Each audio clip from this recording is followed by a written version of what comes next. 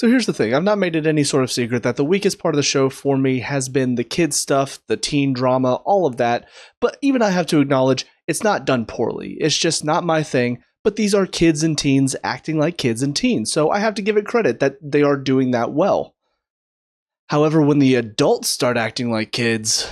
What's up guys, Mason the Brock Henderson here in the Stranger Things Season 3, Episode 5, The Flayed. So this one, once again, more of what I want to see, but they did intermix some of the stuff that I'm not as much of a fan of in this episode, and that's mostly the stuff to do with like the relationships. You got Mike a couple times throughout the episode worried about, oh, is she plotting against me with Max? Oh no. You do have a couple of scenes where Nancy and Jonathan have their moments, and what's funny is they do reconcile in this episode, but it really doesn't take much. It just takes Jonathan apologizing that he didn't believe her and he was wrong, and that was basically it. So once again, I do feel like they just sort of brushed that aside without really focusing on the relationship between the two of them and why it works. But the most egregious issue I had with this episode was Hopper once again getting regressed to a child, basically. He's not using his brain at all. He and Joyce are arguing the whole time, starts getting jealous because she's talking to Alexi. Like, there's so much stupidity, and it's not Hopper. Like, I understand he's interested in Joyce, and that's fine,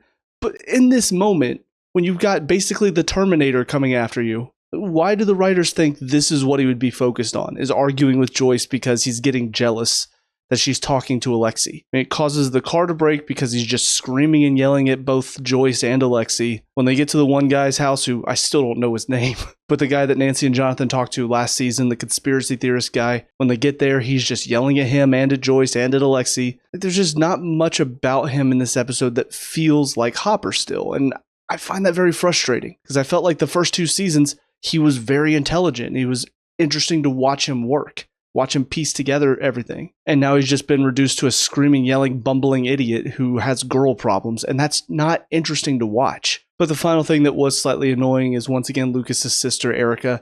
To be fair, she wasn't as bad in this episode as she was in the last one. They did downplay her a little bit more, but she's still acting pretty much the same little brat that she was, so she's still not really fun to be around, but at least they kept that story more so focused on them trying to explore through the Russian base, which I will say it's a little unbelievable. I would say that they could just sneak through without anybody seeing the four of them. How are there no cameras in this base?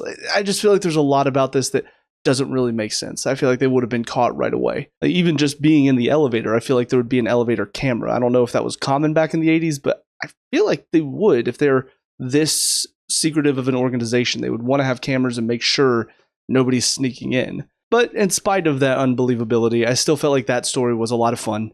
Seeing Steve and Dustin starting to piece stuff together, I feel a little bit bad for Steve because it seems like they just forgot about his badass moment in the first season when he took down the Demogorgon with nothing but a spiked bat. So this moment here when he takes down the communications guy, it feels like oh, Steve, we've never seen you be a badass before. And I'm thinking, first season, guys, do we forget about him showing up and being a hero at the end? But I will say a lot of the banter back and forth between him and Robin, between him and Dustin, I mean, it's still a lot of fun. And I think these characters are a lot of fun to watch them go through this, even if the situation is a little bit unbelievable that they could be sneaking through here. But on the other side of things, very interesting to see. We have Nancy and Jonathan now meeting up with the rest of the kids, and they're going to try to find out what's going on with the Mind Flayer. And a lot of very intense scenes by the end of this, with Tom, with, I don't remember, Gary Busey's kid is one of the douchebag guys that works at the news. Just the two of them hunting down Nancy and Jonathan is very, very intense. I will say it's a little surprising that they were able to take them down so easily. Just some smacks to the face with a fire extinguisher and stab with a pair of scissors, and that's able to kill them. I mean, I guess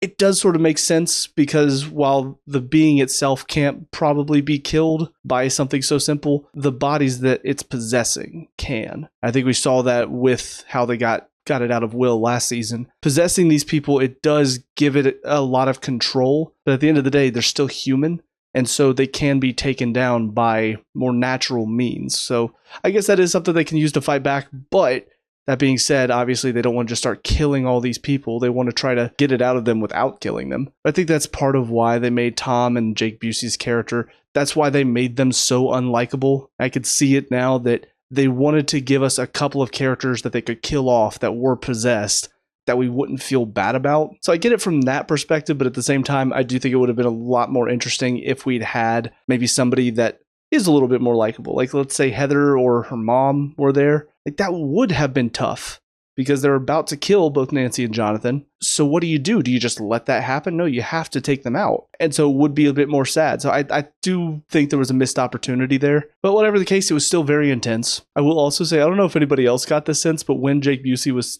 chasing Nancy and followed her into the one room, the way he was walking in a couple of those scenes and the way he like showed up at the door window, it was very reminiscent of Vincent D'Onofrio in Men in Black. I don't know why. But one final interesting thing that was revealed in this episode is because this is seemingly a bit more of a hive mind that is controlling all these people, it does mean that they all feel pain if they're activated, which is why when Billy was being burned in the sauna, Mr. Driscoll felt that same pain. And so we see in this one, same thing. When Nancy is hitting Jake Busey in the face, Tom is also feeling that same pain. So I think that's very clever, and it kind of shows how maybe they can utilize that in the future to get out of tough situations. But now that it's reformed, which, by the way, that whole scene is absolutely disgusting.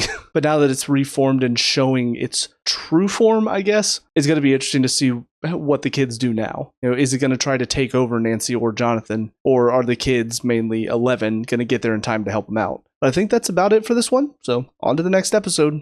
I'll see you there. And now episode 6, E Pluribus Unum. So I'll just go ahead and once again start off with the weakest part of it, and it's still, unfortunately, everything to do with Hopper and Joyce at the moment. Hopper does have some better moments in this, like the moment when he lets Alexei go because he realizes there's no other place Alexei can run.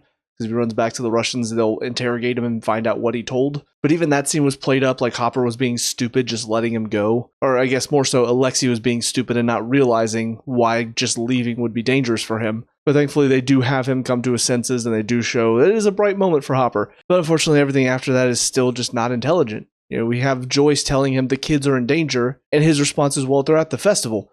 Yeah, dumbass, the festival in Hawkins, where they have the device that's opening the gate back up. Hello? I don't know, it just felt so weird to see, once again, Joyce is piecing all this stuff together, and Hopper can't.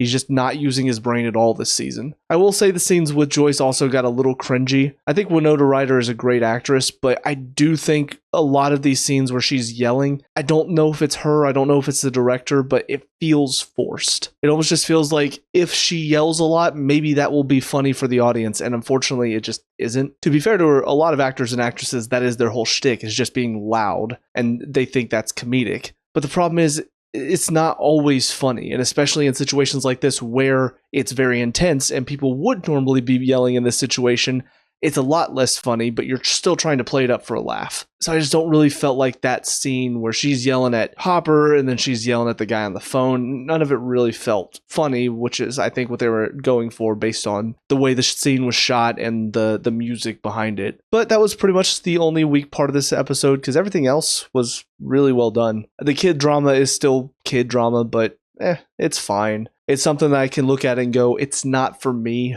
You know, having Mike and Max argue over Elle and whether or not she should be using her powers, all of that I'm not as interested in, but it's not poorly done. It just feels kind of pointless in the story where there's a lot bigger stakes going on, but then again, they're kids, so it's not like I can sit here and go, oh, kids wouldn't act like that.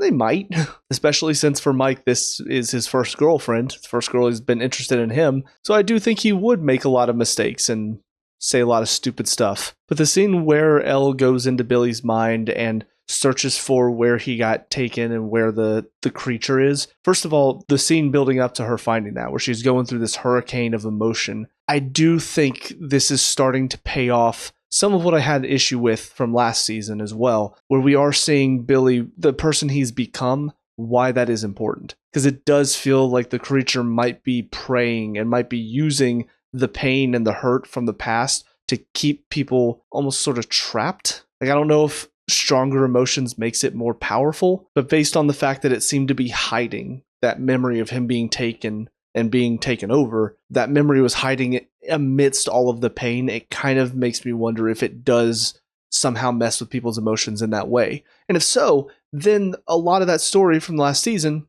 it makes a lot more sense. I talked about the scene with his dad, how we see his dad was very abusive. Like I said last season, it's upsetting. Even the scenes we're seeing here, where we see a lot of what caused him to be the way that he is, with his mom leaving because the dad was abusive, so left him alone with the abusive dad, which makes her look awful, by the way. But of course he grew up to be an asshole. But like I said last season, that alone does not suddenly make me go, oh, I just care so much about him now. We've seen this before. And again, I think a lot of us were able to piece together, even before we saw how bad the dad was last season, probably able to piece together that he had a rough home life, because that is most of the time where bullies like Billy come from. But seeing now that it's seemingly being utilized by the Mind Flayer to control him, I think that is where suddenly this becomes a lot more important, suddenly becomes a lot more essential to the story. And it also shows that he grew up most of his life being controlled by an abusive figure in his household, and he lashed out because of it. And now he's got a creature inside of him that is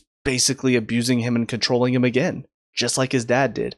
And so there is that connection there that does make him a lot deeper of a character in this moment than I think we've seen throughout pretty much the last 2 seasons. So I really do have to appreciate that. They've taken a character that last season I was just not at all interested in. He felt like such a needless add-on to have just like a human antagonist for some reason. But now he's become a lot more important to the story, and I could see where they were building him up from last season. I could see how this all sort of connects to what the Mind Flayer is doing and why he was chosen. And then by the end of the episode, we do see apparently all these people that I was talking about in the last episode, how I wasn't sure if everybody was going to be able to attack the Flayed, because most of these people are innocent people. But now we see it doesn't really matter. They're all dead anyway, which I guess sort of makes sense because we saw they were eating a lot of stuff and drinking a lot of stuff that would have normally kill people. And so I guess it does sort of make sense that they were never really alive after they were taken over. It's almost like the Mind Flayer forced them to kill the human body so that way it could be in full control. There's no sense of humanity left in them to fight back. Kind of what we saw from Will, where it left Will alive, and so they managed to get through to him to the point where he was able to give them enough of a message to fight back. Now, with that being said, Billy does still seem to be alive, so maybe there's a chance they can save him. I don't know why the Mind Flayer hasn't had him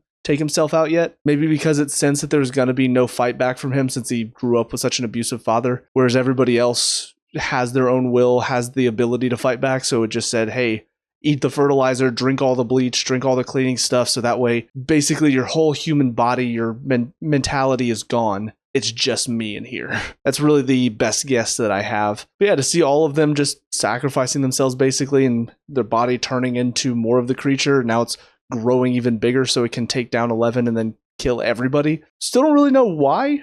I don't know if we're going to get any sort of motivation for this creature or if it's just I just want to kill everybody because I hate humanity. I don't know. It just feels very sudden that it's like, yeah, I'm going to end you. I'm going to end your friends. And then I'm going to end everybody.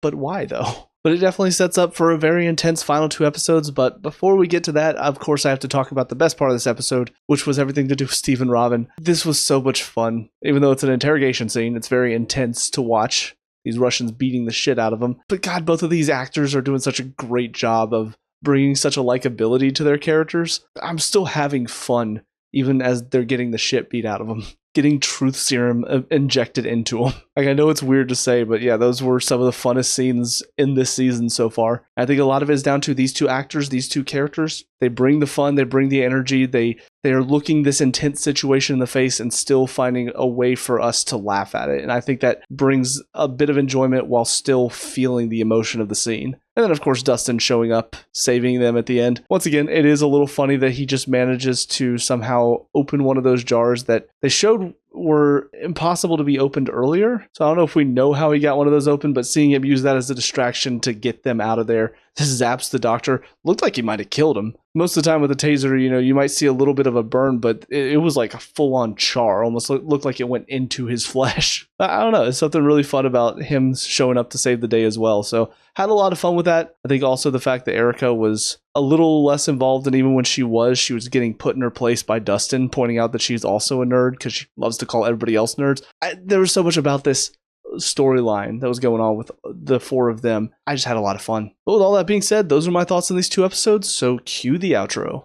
Hey guys, thank you so much for watching that review. I hope you enjoyed it. First and foremost, please leave your thoughts in the comments down below. I love having discussions with people, so whatever your thoughts were, whether you agree or disagree with me, please leave them down below. Obviously, no spoilers. Also, if you did find yourself enjoying this review and you want to see more, please leave a like and subscribe. It really helps me out. I also have a gaming channel as well as a channel where I talk about soccer, so if you want to give those a follow as well, that would be much appreciated. And lastly, if you want to help me improve upon the quality of these channels, I do have a Patreon. All of this is in the description below. With all that being said, I hope you guys have a great day.